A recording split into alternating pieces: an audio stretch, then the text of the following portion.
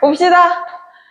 자, 인문예술 5번 할게요. 이 플로리드의 정보 철학이, 이거 어렵게 접근하려고 하면 못해. 정말 이거 간단하게 접근을 해야 이게 이해가 빡 된다. 알겠죠? 1문단 갈게요. 철학자 플로리드에 따르면, 프로라고 줄입시다. 현대는, 자, 괄호 1번 읽을게요. 현대는 컴퓨터 과학과 정보통신 기술의 영향으로, 어쨌든 과학, 정보, 기술, 그냥 같은 말이라고 생각하면 돼, 얘들아. 얘네가 너무 발달했어. 그래서 세계의 모든 존재가 다 정보로서의 의미가 있다. 오케이. 자, 그럼 여기서 이제 이 문단에서 플로가 하고 싶은 말은 뭐냐? 우리 정보의 발달로 인해서 세계의 모든 것들은 이퀄 뭐다? 정보다. 이 얘기를 하고 싶은 게 괄호 1번이야, 얘들아. 알겠지? 자, 그럼 괄호 2번 가도 돼? 괄호 2번 갑니다. 오프라인과 온라인 사이의 경계도 빠르게 무너지고 있다. 우리가 사는 세계 속의 경험은 더 이상 로그인된 정보 세계와 로그아웃된 물리 세계의 경험으로 구분되지 않는다. 얘들아, 여기서 말이 나오는 거에 대해서 우리가 치환을 잘 시켜줘야 되고 대응되는 짝꿍을 잘 찾아줘야 돼. 근데 이 괄호 2번은 어렵지가 않을 것 같아. 왜냐면 더 이상 온라인 세계, 너희 온라인 세계와 우리 현실 세계 구분 지어? 오, 진짜? 나는 나 때는 하기 싫은데, 씨.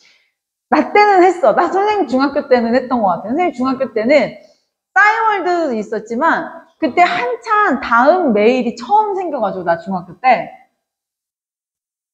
민주 표정 관리 안 해, 쟤. 짜증나. 그래서 어떻게 됐었냐면은 진짜 막 있다가 그때는 핸드폰으로 뭐 메일이 연결되고 이게 아니었어. 내가 메일을 이렇게 누구한테 보내잖아? 그럼 기다려. 한 20분, 30분 기다려. 아, 그럼 이때쯤 얘가 읽지 않았을까? 그래, 봐야지 하고 메일에 이제 로그인을 하는 거야. 로그인을 하면 편지가 도착했나 안 했나 봐. 아직 안 왔어? 또 기다려. 다시 로그인해. 이런 거였다고 얘들아. 로그인을 해야 내가 메일을 볼 수 있고 이런 거였단 말이야. 근데 저희 지금 봐봐. 내가 굳이 로그인을 해야 누가 나한테 메일 보낸 거 알 수 있어? 항상 우리 온 돼 있지 않아, 얘들아? 그치? 그 얘기를 하는 거야. 그러니까 지금 오프라인과 온라인의 세계에는 경계가 빠르게 무너지고 있다. 말을 좀 짝꿍을 지어볼게요, 얘들아. 뭐라고? 온라인이랑 오프라인이랑. 요거 지금 말을 짝꿍을 좀 지었어. 자, 계속해 볼게요. 온라인과 오프라인의 경계가 빠르게 무너지고 있고요. 우리가 사는 세계 속의 경험은 더 이상 로그인된 정보와 로그인된, 앞에 봐. 로그인이 어디야? 로그인이지. 그럼 여기가 어디야? 로그아웃이지. 그리고 여기가 뭐래요? 무슨 세계래? 정보 세계라고 표현되어 있다, 얘들아. 알겠죠? 자, 로그인된 정보 세계와 로그아웃된, 얘들아 단어 수집해야 돼, 얘들아. 뭐라고 나와 있어? 무슨 세계? 그렇지. 얘는 물리 세계라고 나와 있는 거야. 단어 계속 요렇게 얼마든지 말이 서로 치환될 수 있는 거예요. 자, 계속합시다. 로그아웃된 물리 세계의 경험으로 구분되지 않는다. 오케이. 우린 항상 온라인에 접속돼 있단 말이야.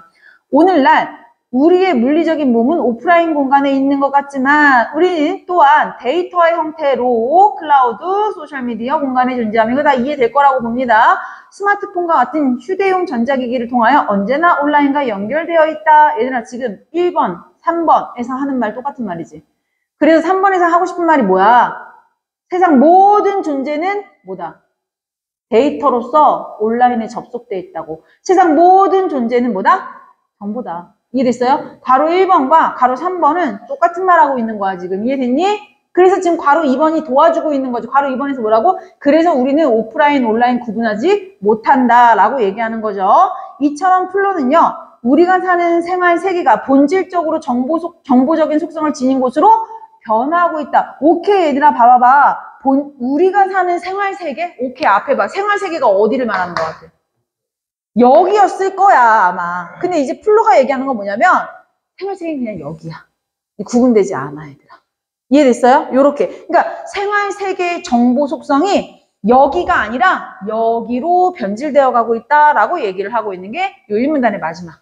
이해됐어요? 자, 그러면 선생님, 그러니까 약간 요 지금 1문단은요, 계속 지금 2문단으로 가려고 이제 빌드업 하고 있다고 생각하시면 돼요. 나 이제 2문단으로 갈게요. 이제 이러한 변화가 뭐야? 앞에 봐. 이러한 변화가 뭐니? 이게 구분된다, 구분 안 된다. 구분 안 된다고, 얘들아. 이 구분 안 되게 우리가 변화하고 있다고. 근데 이러한 변화는요, 분홍색, 파랑색 두 가지 측면에서 변화가 일어났어. 자, 인간의 자기 이해와 세계와 맺는 상호 방식으로 이게 두 가지 측면으로 변화된 거야. 플로는요, 많은 측면에서 인간이 자신을 독립적인 존재라기보다는 상호 연결된 정보적 유기체인 인포그. 오케이. 인간은 뭐다? 인포그. 우리는 독립적이지 않아. 항상 누구랑 연결돼 있어? 다른 사람들이랑 연결되어 있다고 얘들아. 이해됐어요? 그걸 뭐라고 불러요? 인포그라고 불러요. 우리 인포그로서 인간은요, 다른 생물학적 행위자들 및 공학적 인공물들과 궁극적인 정보로 이루어진 총체적인 환경인 인포스피어를 함께 얘들아, 앞에 봐, 이거야. 이런 변화는요, 두 가지 측면이야, 얘들아. 우리를 이해하는 데 있어서 우리는 인포그야. 왜? 우리는 항상 독립적이야, 아니면 상호적이야? 우리는 이제 독립적이지 않다는 거야. 우린 독립적인 존재가 아니야, 얘들아. 항상 우리 어디에 접속돼 있어? 온라인에 접속돼 있어. 근데 그 온라인 세계를 인포스피어라고 하는 거거든, 얘들아. 그 인포스피어 안에서, 자, 인포스피어 갈게요. 그러니까 인포스피어 안에서 우리는 항상 뭐 하지? 상호작용하지. 근데 여기서 이 상호작용의 대상이 우리가 중요해. 우린 옛날에 우리가 온라인 안에서 상호작용하는 대상은 누구였지? 인간 대 인간이었어. 채팅 이런 거? 근데 요즘은 너 누구랑 상호작용? 너희 수행평가 누구랑 하니? 그렇지. 요만 이게 쏙쏙 다 이해되지, 이제. 요거 이해되지. 우리는 더 이상 인포그야, 우리는. 인포그라는 건 우린 독립적인 존재가 아니라는 거지. 항상 인포스피어 안에서 누군가랑 상호작용해. 근데 그 상호작용을 생물학적 유기체로만 하는 건 아니야. 누구랑도 해? GPT랑도 한다고, 얘들아. 이해됐어요? 그리고 너희 생각해봐. 우리 인간의 개입이 더 이상 필요 없을 때도 있어. GPT 같은 경우에는 인간이 막 해주잖아. 근데 니네 가끔 유튜브 알고리즘 이거 뭐야? 인간이 개입하는 거야? 어느 순간 돼 있지 않아요? 나도 가끔 깜짝 놀래. 내가 쿠팡에서 뭐 사잖아? 그러면 정말 내 스타일의 그 탁자 고객님 취향에 맞춘 뭐 상품을 준비해봤어요 하면서 이렇게 막 뜨는 거야, 밑에. 그럼 또 막 거기 누르고 있어. 왜냐면 내 스타일이니까. 이런 것들 다 설명이 다 될 거예요, 얘들아. 자, 인포스피어와 인포그. 무슨 뜻인지 알겠어, 얘들아? 요거 이해한 다음에 분홍색과 파란색 다시 한번 빠르게 읽어볼게요. 인간의 자기 이해와 세계와 맞는 상호작용의 방식이 변화하고 있어. 인간의 자기 이해는요, 우린 인포그야, 이제. 이해됐어? 우리는 독립적인 존재가 아니야. 자, 그 다음에 우리 상호작용하는 방식은요, 더 이상 유기체들끼리의 상호작용이 아니야. 공학적 인공물들과의 궁극적인 정보로 이루어진 총체적 환경인 인포스피어를 사람 대 사람으로만 공유하는 거 아니고 GPT랑도 그 공간을 공유하고 있는 거지. 이해돼요? 무슨 얘기인지? 그걸 얘들아, 인포스피어를 다루는 말이 얘들아, 네모박스 나왔네요. 무슨 환경? 총체적 환경이라고 나왔다, 얘들아. 선생님 네모박스 쳐놨어요. 인포스피어를 함께 공유합니다. 자, 지금부터 파란색과 가로 1번 읽을게요. 이 인포스피어는요, 많은 부분 인간의 개입이 없어. 수많은 정보 장치들과 알고리즘, 그리고 인공지능의 작동을 통해서 정보 처리가 이루어지는 공간이 바로 인포스피어예요. 그리고 이 인포스피어는요, 자, 두 번째 읽을게요. 물질 세계에 의해 유지되는 가상 환경이 아니야. 얘들아, 이거 똑같으면 가로 1번에서 찾아봐. 인간의 개입이 없다. 물질 세계에 의해서 이루어지는 게 아니다. 이 말 이해돼요? 무슨 얘기인지? 그래서 우리는 이걸 정보로 이해되는 그 세계 자체라고 하고요. 즉, 단순히 이게 사이버 공간만을 의미하는 게 아니라 실질 생활 환경 전체라고 얘기를 하는 거예요. 그래서 아까 전에 우리가 1문단의 가로 2번에서 뭐라 그랬지? 우리 생활 환경은 더 이상 오프라인이 아니라 경계가 무너지고 있어. 인포스피어야, 얘들아. 이해됐어요? 자, 그럼 계속해 볼게요.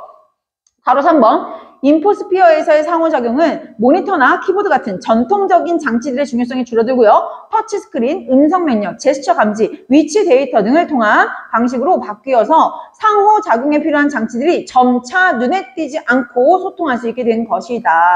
그래서 우리 인포스피어는요. 네모 박스만 읽어볼게요. 총체적인 환경이고요. 정보로서 이해되는 세계 자체이고요. 실질적인 생활 환경 그 전체를 인포스피어라고 하는 거야, 얘들아. 구분이 돼야 안 돼? 구분 안 되는 거예요. 경계가 무너지고 있기 때문에. 또한 인포스피어에서의 상호작용은 정보적이고요. 읽기, 쓰기, 실행, 조작, 그리고 활동으로 해석될 수 있다. 자, 3문단 갈게요. 플로는요. 인포그로서의 인간이 인포스피어와 맞는 관계. 이 말 이해되니? 괜찮죠? 인간과 기술 그리고 대상이나 세계와의 관계에 대한 인식의 근본적인 전환을 주장한다. 자, 전통적으로는요. 기술은 자, 선생님 봐봐. 우리는 앞에 봐. 이런 존재로서 상호작용을 하고 있어. 이 공간에서 상호작용하고 있어. 더 이상 유기체랑만 상호작용하는 거 아니야. 이 인포스피어라는 이 총체적인 환경을 유기체뿐만이 아니라 GPT 같은 인공물이랑도 공유하고 있기 때문에 우리 인식을 바꿔야 돼. 옛날에 우리가 자연을 뭐 하는 거였지? 우리가 기술을 뭐 하는 거였지? 도구로 활용하는 거 아니었어? 근데 지금은 우리가 도구를 활용하는 단계가 아니지? 이해됐어요? 이제는 자, 옛날에 전통적인 거에서는 기술과 인간이 있다면 누가 주체야? 우리가 주체고 얘네가 누구지? 객체였어야 돼. 우리가 얘 기술을 활용하는 수단이 됐단, 얘가 수단이 됐단 말이야. 이해됐어요? 하지만 지금 현재는 어때요? 우리 인간의 개입 없이도 가능해. 서로 정보를 공유한단 말이야. 이해됐어요? 예를 들면은 내가 예쁜 나는 동그란 탁자를 사고 싶었어. 그래서 내가 동그란 탁자를 검색해 봤거든, 얘들아. 그랬더니 갑자기 AI가 알고리즘을 만들어서 그 동그란 탁자의 모든 것들을 나한테 막 보여주기 시작해. 그럼 뭐야 이건? 내가 정보를 치지 않았음에도 나한테 정보를 지금 뭐 해주고 있어? 골라주고 있지 않아, 얘들아? 이건 뭐야? 정보를 주고받고 있는 거야, 얘들아. 정보를 지금 내가 주기만 한 게 아니라 지금 걔가 나한테 정보를 주기까지 하고 있는 거라고. 이해됐어요? 자, 그럼 계속해 볼게요. 주고받고를 하는 게 더 이상 구분이 안 되네. 자, 전통부터 읽겠습니다. 전통적으로 기술은 주체와 객체, 문화와 자연의 인간 사이에 기초하여 이해가 되었는데, 즉 기술은 주체인 인간이 설정한 목적에 해당하는 문화를 이루기 위해서 객체인 자연을 잘 봐 단어 점 찍어놨죠? 통제하고 조작하고 사용하는 수단이었던 거야.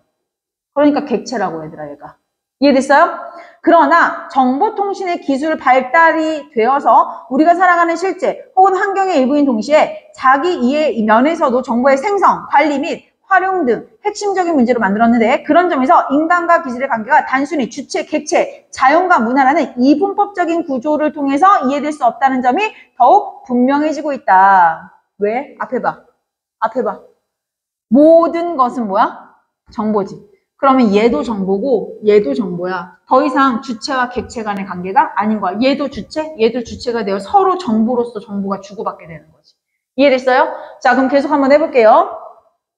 자, 노란 색깔 읽어볼게요. 객체는 더 이상 주체의 관심이나 이해관계를 반영하는 대상으로 인식되지 않는 것이다. 인간이 아닌 정보의 관점에서 보면 인포스피어에 거주하는 모든 존재가 똑같은 말 하죠, 지금.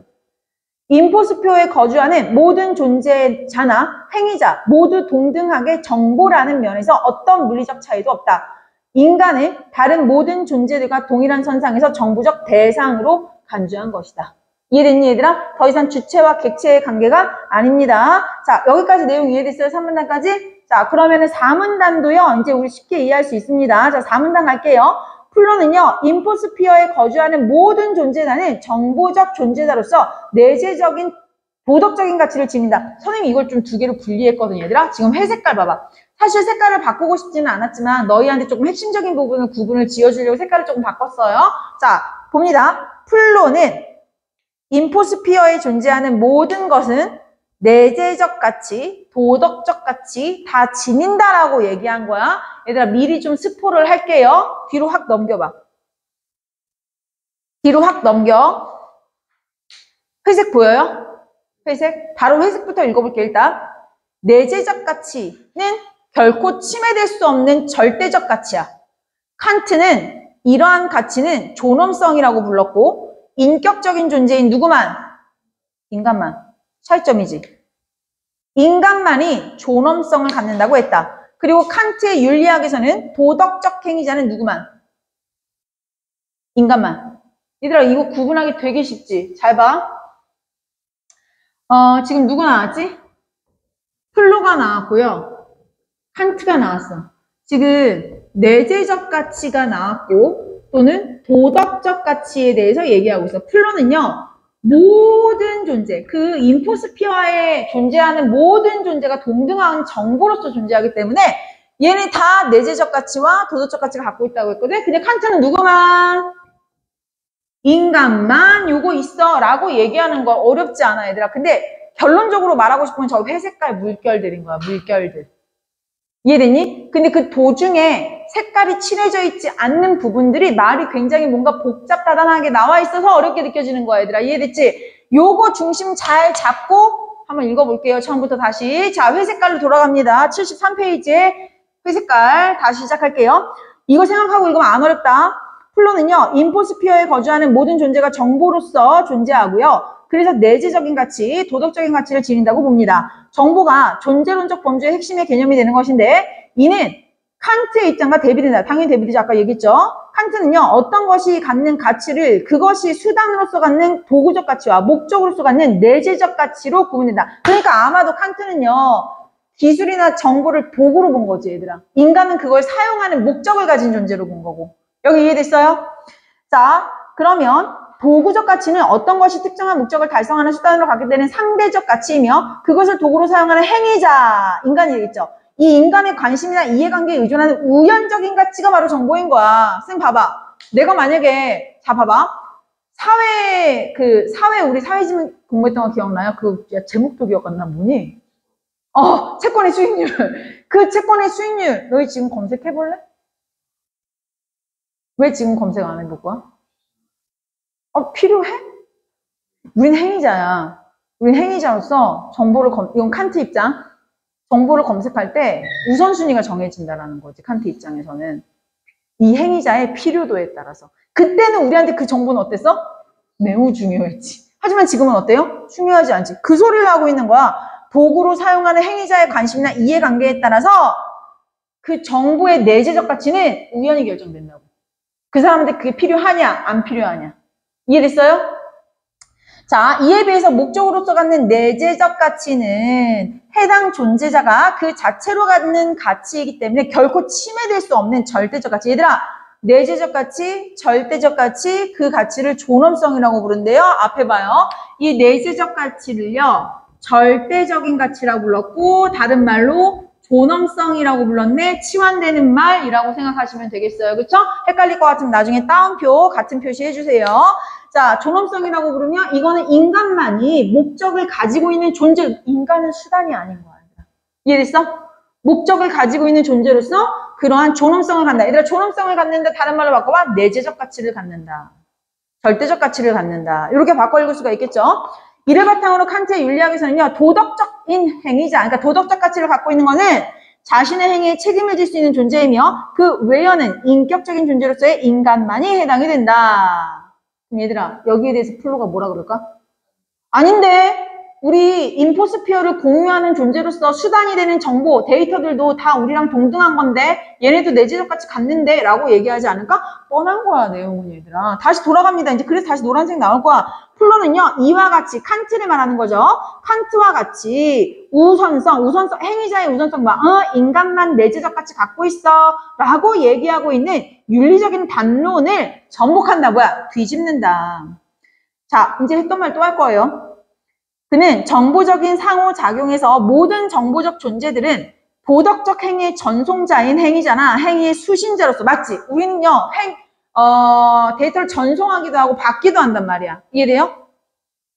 수신하기도 하고요, 전송하기도 하는 정보적 대상으로 인식되고 있는 피동자로 분류될 수 있다고 보고, 피동자를 도덕적 관심의 중심으로서 윤리적 담론의 핵심에 위치시킨다.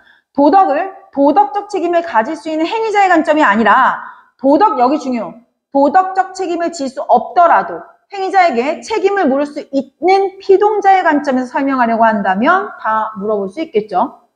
피동자에게는 인격체나 생물뿐 아니라 기술이나 인공물, GPT 말하면, GPT 생각하면 돼요. 얘는 너희 AI나.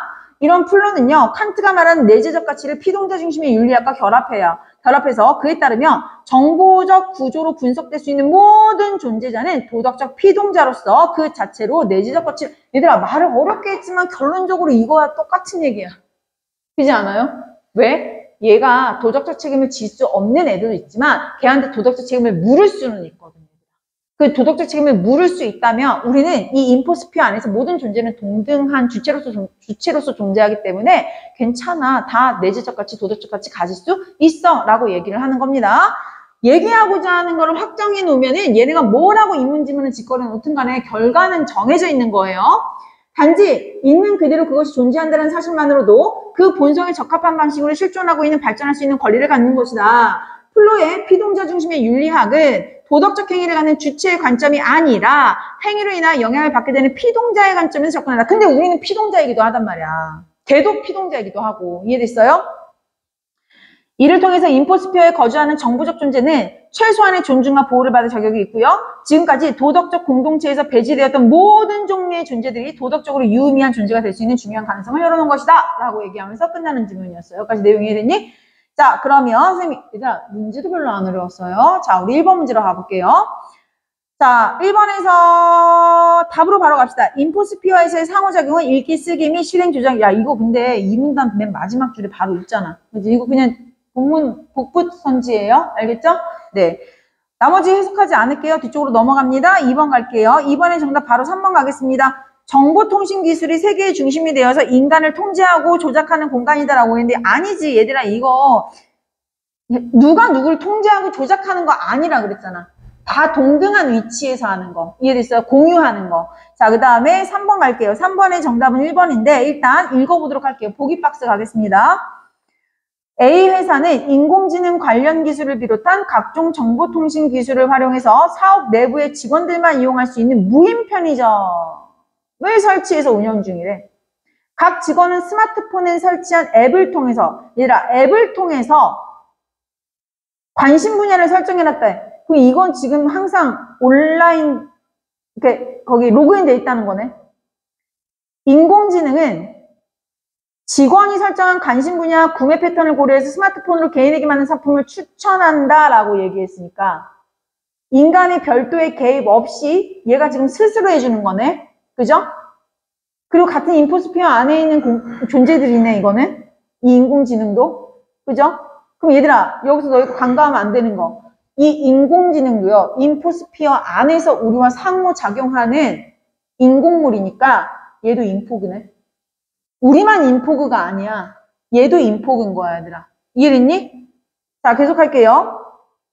구매자는 스마트폰 앱에서 상품에 관련 정보를 확인하고 필요한 물품을 들고 편의점을 나오면 결제 시스템은 구매자의 스마트폰을 통해 위치 데이터를 파악한다고?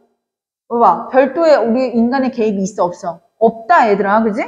그래서 등록된 카드로 자동 결제를 한다라고 돼 있네? 완전 무섭네. 자, 그 다음에 1번으로. 근데 그거 있다? 나도. 저번에 쓰레기 버리러 내려왔다가 핸드폰을 안 갖고 온 거지. 나 진짜 나 바보 된 줄 알았어. 핸드폰을 갖고 내려왔어야 됐어요. 그러니까 쓰레기를 버리고 편의점을 가서 뭘 사려고. 왜 보통 그런 거 같이 하잖아. 편의점 가는 길에 쓰레기 버리는 거. 근데 물건을 사려면 내가 핸드폰이 있어야 돼. 핸드폰으로 카드 결제를 하니까. 근데 아씨 핸드폰 안 갖고 왔네. 애한테 전화해서 핸드폰 갖고 내려오라고 해야겠다. 근데 전화가 없어. 아씨, 왜냐면 이제, 자, 일단 1차. 아씨, 결제할 수가 없네. 애한테 전화해서 갖고 내려오라겠다. 전화를 할 수가 없어. 집에 들어가야겠다. 집에 들어갈 수가 없어. 왜 우리 가요 깔려 있잖아, 에코. 나 집 호출한 거 알아? 그래서 집에서 애들이 열어줬어. 근데 진짜 핸드폰이 없으니까, 와, 결제도 못하고, 전화도 못하고 집에도 못 들어가는 거야. 나 지금 바보 된 줄 알았어. 나 진짜. 자, 어쨌든 1번 읽어볼게요. 인공지능이 무인 편의점을 운영하는 데 관여하는 것을 보니 인공지능 관련 기술이 우리가 살아가는 실제 혹은 일부에서 벗어난 거 아니고 생활환경 그 자체라고 얘기를 했죠. 이해됐죠? 벗어났다고 하면 안 됩니다. 답은 좀 간단했네요. 나머지도 뭐 그렇게 어렵지 않아서 뭐 다른 문제풀이는 하지 않도록 나머지 근데 1권은 이럴 때 참 빨라, 빠릿빠릿해. 나머지도 안 읽어볼라 했는데 민조 미워서. 자, 2번 한번 가볼게요, 얘들아. 3번에 2번 빨리 한번 읽어보겠습니다. 근데 좀 중요할 것 같긴 해. 결제 시스템이 구매자의 위치 데이터를 파악하는 거. 얘들아 봐봐. 밑줄 친 데만 빨리빨리 읽을까요? 눈에 띄지 않는 방식으로 소통하는 거 맞지? 자, 그 다음에 3번. 직원들의 정보가 온라인 공간에 저장되어 있는 거. 그리고 편의점에서 스마트폰으로 인공지능과 정보를 주고받는 거. 뭐야? 우리 생애가 정보 속성으로 변화된 거야. 맞죠? 자, 그 다음에 4번. 직원이 스마트폰 앱을 통해서 온라인 공간에 설정한 관심 분야, 구매 패턴을 고려해서 상품이 추천되는 거 뭐예요? 정보 생성되고 관리되고 활용된다라는 거. 자, 그 다음에 5번. 구매자가 스마트폰으로 상품 관련 정보를 확인하고 결제 시스템이 스마트폰 위치 데이터를 파악하는 거 뭐예요? 우린 언제나 온라인과 연결되어 있다는. 그래서 요 세 개와 요 세 개의 경계가 무너졌다라고 얘기하는 것까지. 이해됐어요? 자, 요렇게 해서 문제도 별로 어렵지 않았습니다. 네, 마무리할게요.